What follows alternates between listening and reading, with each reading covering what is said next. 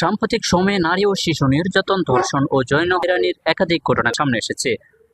অপরাধী যেই হোক, তার বিচার হওয়া উচিত। তবে এসব অপরাধ প্রচারের ক্ষেত্রে দেশের মূলধারা ও অনলাইন গণমাধ্যমের একটি অংশের মধ্যে বিনির্বর্তীমুখী আচরণ লক্ষ্য করা যাচ্ছে। বিশেষ করে কোনো মাদ্রাসার শিক্ষক বা ধর্মীয় পোশাকধারী ব্যক্তি অপরাধে জড়িত হলে সংবাদ শিরোনামে সরাসরি হুজুর, মাদ্রাসার শিক্ষক বা ইমাম শব্দ বড় করে তুলে ধরা হয়।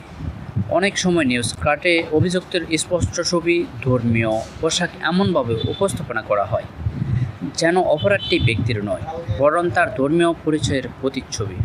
অন্যদিকে আধুনিক শিক্ষা প্রতিষ্ঠান বা প্রভাবশালী মহলের কেউ একই ধরনের অপরাধে অভিযুক্ত হলে অনেক ক্ষেত্রে শিরোনামের প্রতিষ্ঠানের নাম, অভিযুক্তের পেশা গোপন রাখা হয়, যেখানে গৃহশিক্ষক এক ব্যক্তি এর মতো সাধারণ শব্দ ব্যবহার করে মূল পরিচয় আড়াল করতে দেখা যায়।